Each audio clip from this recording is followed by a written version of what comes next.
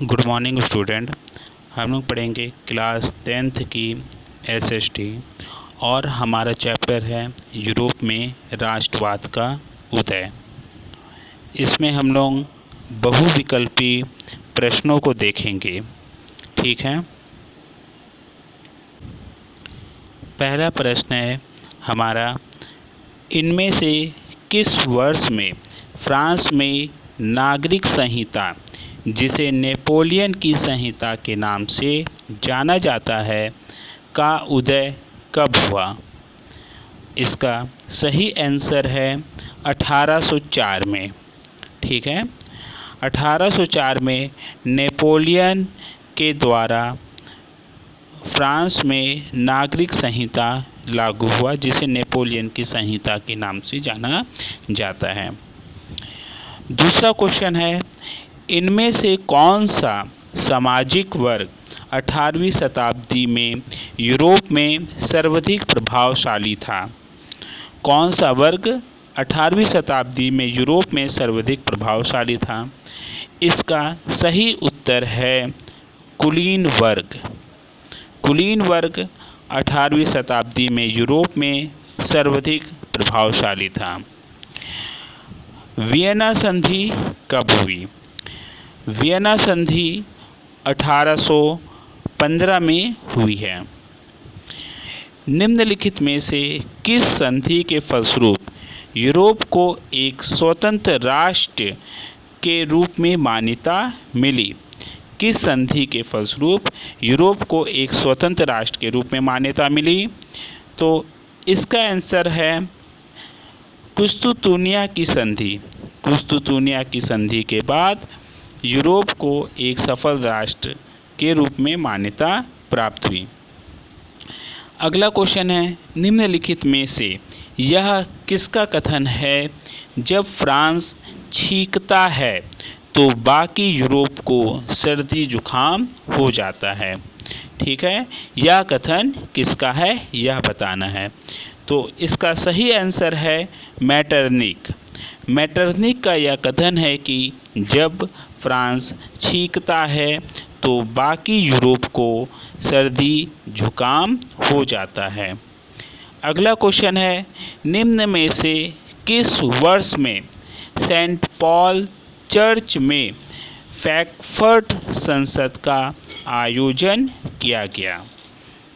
तो इसका सही आंसर होगा 1848 में सेंट पॉल चर्च में फ्रैंकफर्ट संसद का आयोजन किया गया।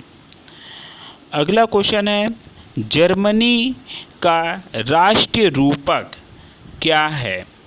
ठीक है, जर्मनी का राष्ट्रीय रूपक क्या था? इसका सही आंसर है जर्मेनिया। जर्मेनिया जर्मनी का राष्ट्रीय रूपक है। इसके बाद अगला क्वेश्चन है, जर्मनी को किस वर्ष एक स्वतंत्र राष्ट्र घोषित किया गया? जर्मनी को किस वर्ष एक स्वतंत्र राष्ट्र घोषित किया? इसका सही आंसर होगा 1871 में जर्मनी को एक स्वतंत्र राष्ट्र घोषित किया गया।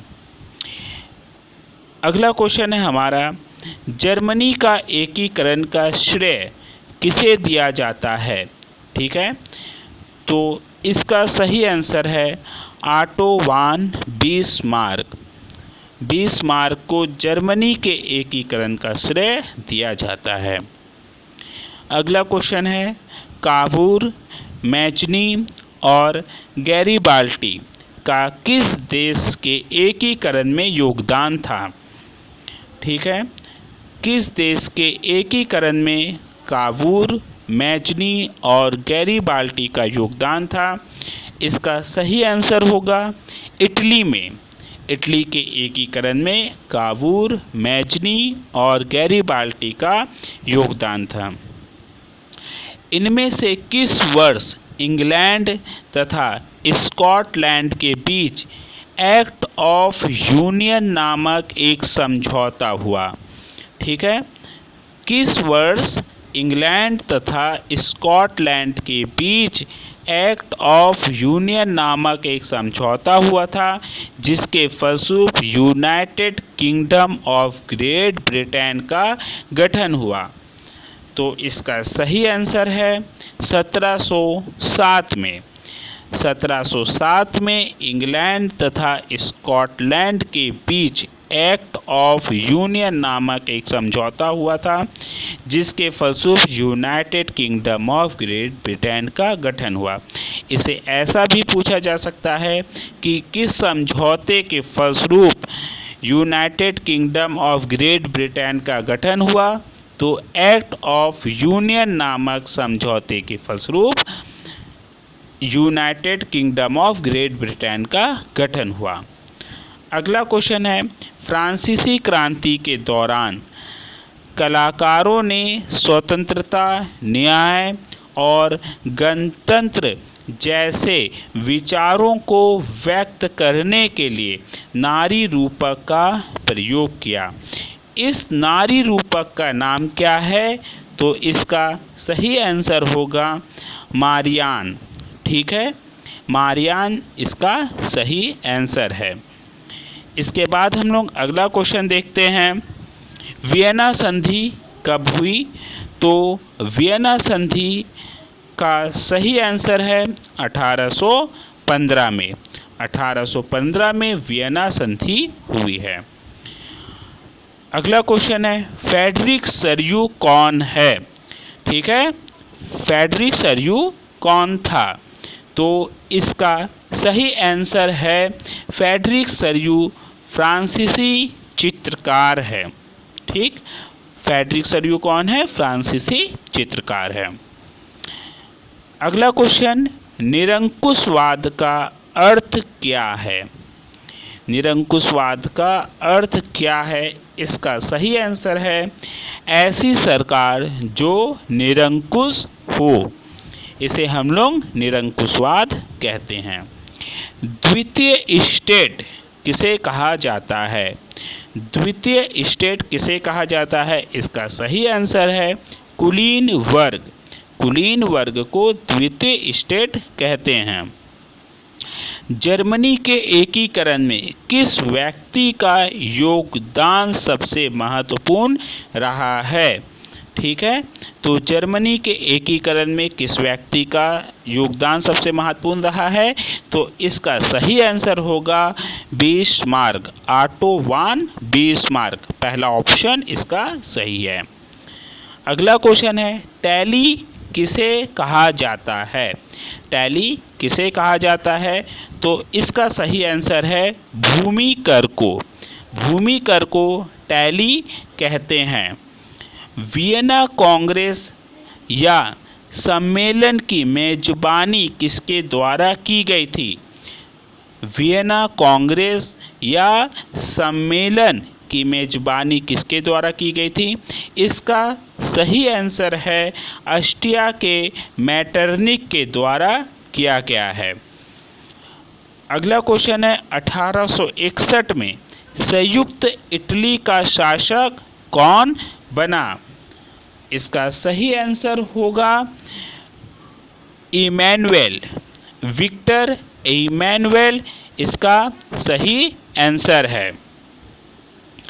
इसके बाद अगला क्वेश्चन है, क्रांति के बाद नाप तौल की कौन सी प्रणाली लागू हुई? क्रांति के बाद नाप तौल की कौन सी प्रणाली लागू हुई? तो मैट्रिक प्रणाली। क्रांति के बाद नाप तौल की मैट्रिक प्रणाली लागू हुई। कलाकारों द्वारा नारी रूपकों का आविष्कार कब किया गया?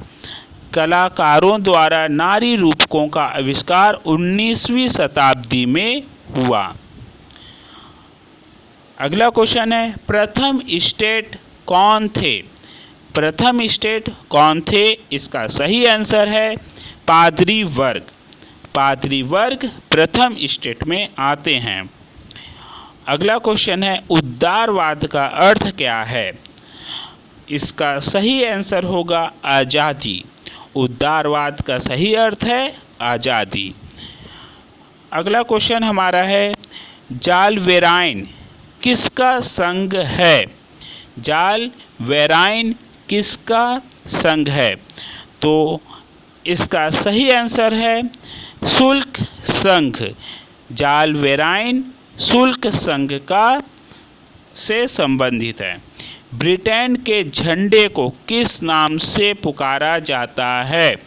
ब्रिटेन के झंडे को किस नाम से पुकारा जाता है? तो इसका सही ऑप्शन होगा दूसरा, यूनियन जैक। ब्रिटेन के झंडे को यूनियन जैक के नाम से पुकारा जाता है। इटली के एकीकरण में किसने बहुत बड़ा योगदान दिया है? यह क्वेश्चन हम लोग पहले भी पढ़ चुके हैं, ठीक है। तो जर्मन इटली के एकीकरण में वाकुर, मैजनी और गैरीबाल्डी, इन तीनों का योगदान है। तो सही ऑप्शन होगा चौथा, इन सभी ने। अगला क्वेश्चन है, सामाजिक उपबंध नामक पुस्तक किसने लिखी? तो सामाजिक उपबंध नामक पुस्तक के लेखक का नाम पूछा गया है। तो सही ऑप्शन होगा रूसो का है। तो इसका सही आंसर चौथा है रूसो, या इसे ऐसे भी पूछा जाता है, रूसो की एक पुस्तक का नाम बताइए। तो आप लोग लिख सकते हैं सामाजिक उपबंध।